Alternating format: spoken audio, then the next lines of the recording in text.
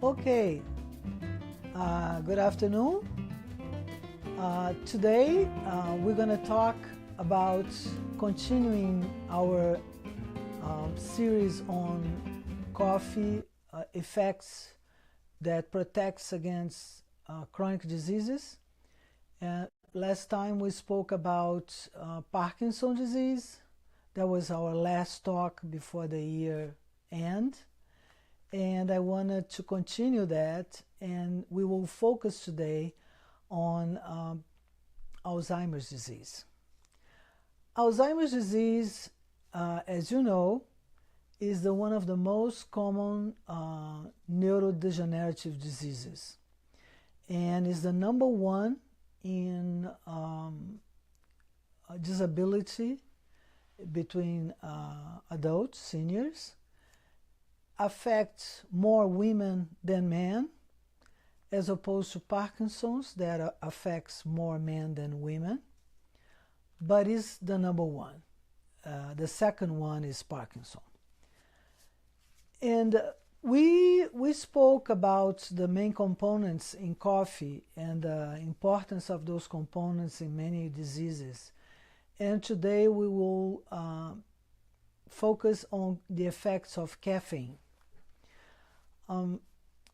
So one of the hallmarks of the disease, Alzheimer's, is the formation of those plaques that is due to a piling up of proteins known as beta amyloids, and that pile up of the proteins that aggregates that end up disturbing the internal normal physiology of the neurons, and that is mainly located in the cortex of the brain. And those neurons are then start to lose their function and end up dying. And you know that there's no good recovery of neuronal death. So what happens in the Alzheimer's is that the patient starts to really lose a big quantity of neurons in this area of the cortex, and that leads to the symptoms that are characterized of the disease, which are symptoms that involves cognitive function, meaning the capacity of memory, of memorization. And that's why the main symptom that we know is loss of memory. So the loss of memory is one of the big problems in Alzheimer's. And that also followed by other cognitive disturbances like impaired capacity of deal with the everyday problems. There is a disorientation. There are also non-cognitive symptoms like changes in the behavior, psychosis, depression. This is all can come with hi Miriam. This is all can come with the disease. And unfortunately, it's a number one problem between women and late age.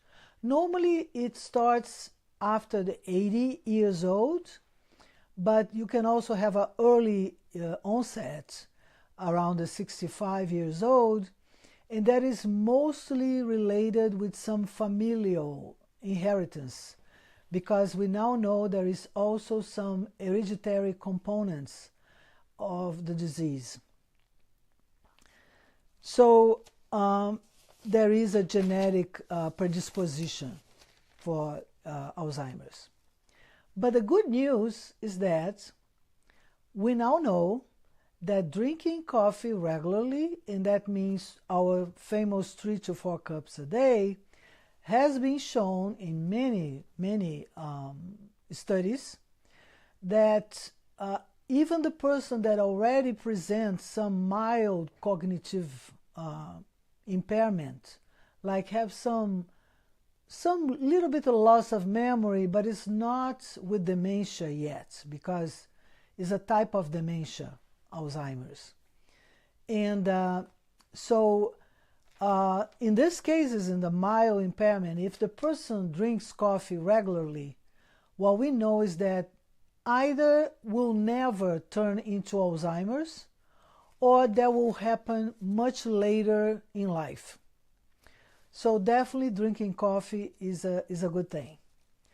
And I was actually wanted to tell you about something that I just heard this week, and that a new patent was approved and involves exactly food, and from what I see is chocolate, because the patent was, the applicant was Hershey, and they apply a patent requiring, because they come up with a formula of a certain amount of caffeine and theobromine that is capable to improve the blood flow in the brain and consequently reduce those cognitive impairments that we see in Alzheimer's. So they just launched a patent on that. And I was reading the patent, and the patent is exactly a certain amount of caffeine, which happens to be around 23 milligrams, which is much less what you have in the cup of coffee, and 250 milligrams of theobromine. And let's make a parenthesis here. Theobromine, theophylline, and caffeine, those three substances, they are kind of brothers and sisters. Why? Because they come from the same group of substances, which is called methylxanthines.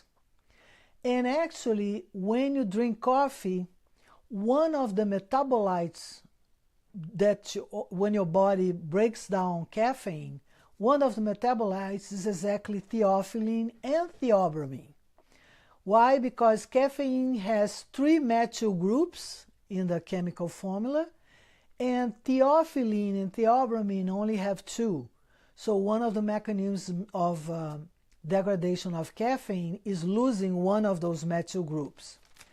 And as you see, the metabolites from caffeine are also good substances.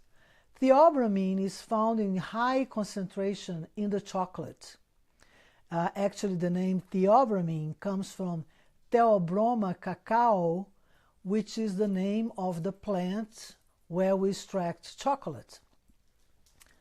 So, that's why many components that are present in coffee you also find in chocolate, and also explains a little bit, since we already talked about that, if you remember last year, we spoke about the capacity of some compounds in coffee to activate some receptors in the brain that are responsible for that sensation of reward. And that's exactly the mechanism that we see when the person starts to get addicted to cigarettes, to whiskey, and you name it. And this is all a reward system that is being emphasized by having again and again and again the same substance that you crave for. And coffee actually has the capacity of break the cycle and provide that good feeling without you having to look for those other drugs. So I found interesting to find this patent that was applied, and I look forward to see if it's coming up a chocolate that is designed for seniors, because it has this property of improving the blood flow in the brain. So I wanted to share those things with you. And of course, what is in the coffee that makes, Alzheimer's, to avoid the development of Alzheimer's, is exactly caffeine. So caffeine is the compound, and caffeine has at least 2 important mechanisms of action. And one of them is exactly related with neuronal functions, because it's the antagonization of the effect of adenosine in some receptors in the brain. Doing this antagonism, which is blocking the capacity of adenosine to bind to its receptor, that makes our body, in response, to increase the amount of those receptors, to what we call upregulate the number of those receptors.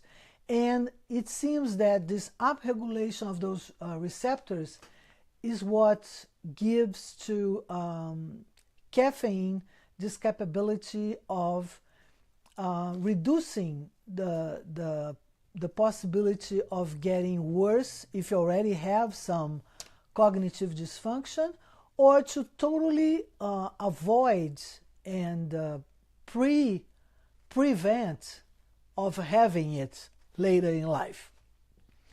So again, my message to you is what? 3-4 cups a day, and I hope you enjoy this talk today, and I'll come back next Saturday with more news on the coffee you love to drink and the good stuff that you can get out of it. Okay, my friends, have a wonderful Saturday. See you next week.